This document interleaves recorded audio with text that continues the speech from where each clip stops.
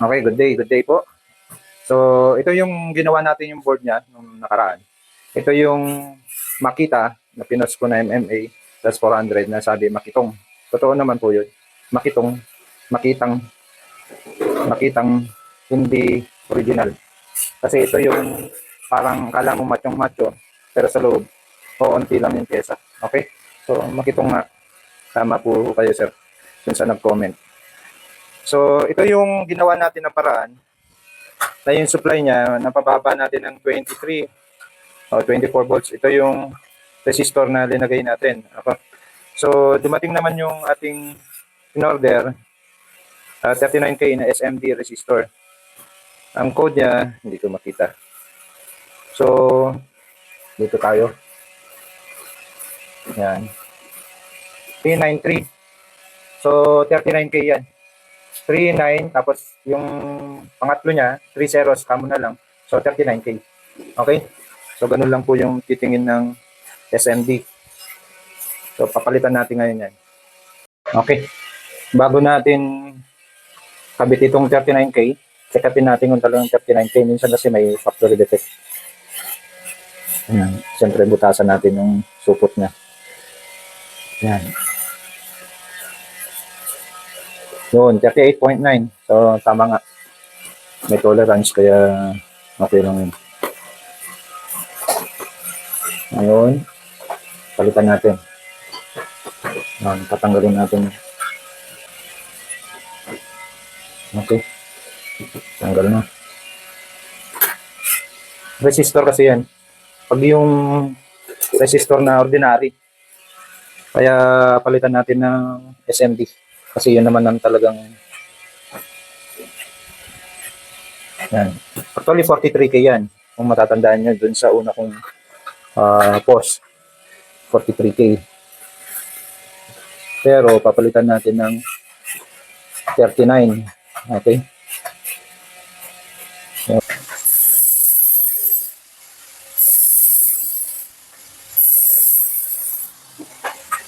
Okay.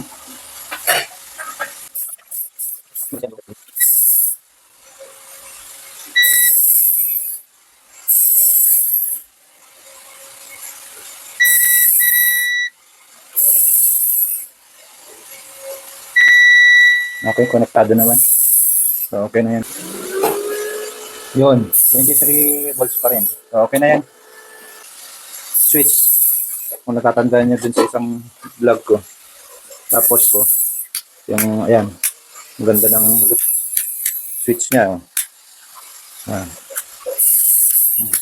Okay. So, ito ang kapit na natin.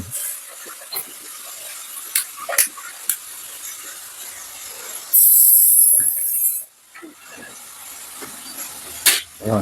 Okay, direct lang ito.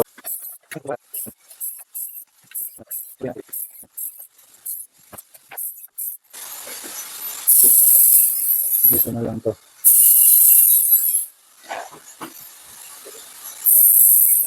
Ayan.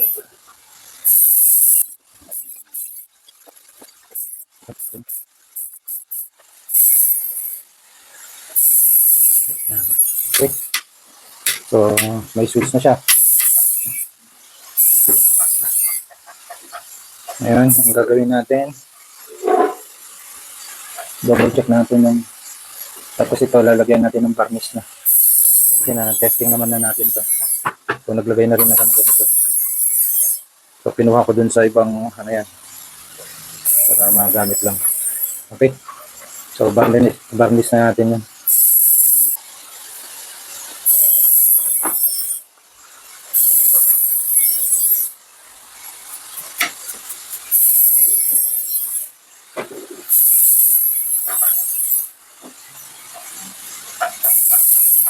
Para kahit na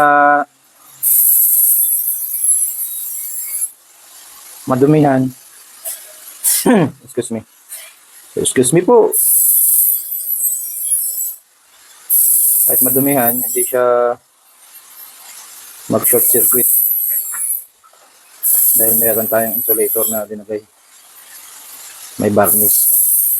So talagang marami ito para sure ball na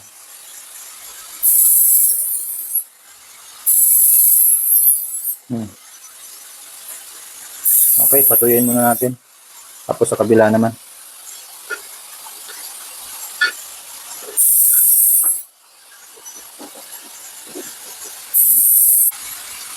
Okay. So, gamitin natin tong binigay nilang ano, pina-repair sa atin, tapos binigay na. Yun. May ano pala, lakas.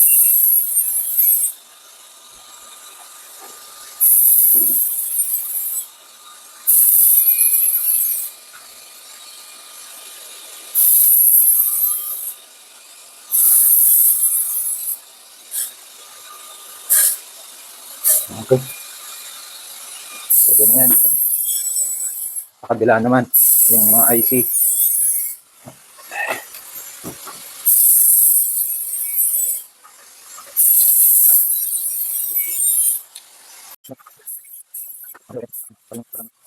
Para siguradong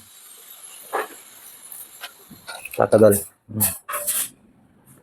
Lalo na dito. Yan. Kasi pag naalikabukan yan, nagka-moisture, sigurado. Yan.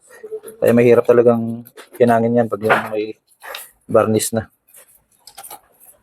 Kaya linalagyan ko naman ng ganyan para hindi basta-bastang masira. Tatagal. Okay.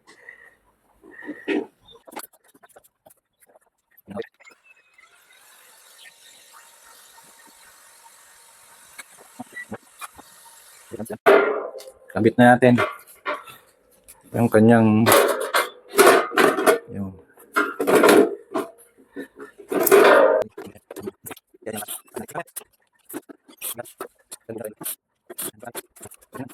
yan. Okay. Ayos. Yan yung pinaka, may alam ko may ano to eh, may palamuti pa dito eh. Palamuting plastic para maging macho. Okay, so tandaan para hindi masisira kaagad ang welding machine nyo. Yan, hawakan dito.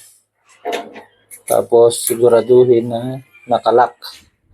Yan, yung hindi na gumagalaw. Ito, yan.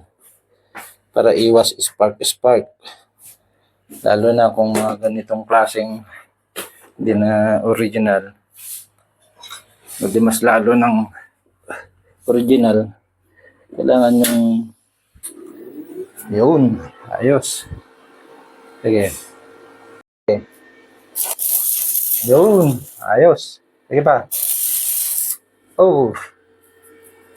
Okay na yan. Pag nagkaganon saksakan, Oo. naglulus. Patayin mo. Yun. Pag alam mo nang kumukurap-kurap na at namamatay-matay na, ibig sabihin nun, yun dito. Kasi naglulus na yan eh. Kailangan palitan na rin namin yan. Okay? Okay na. Okay. Thank you.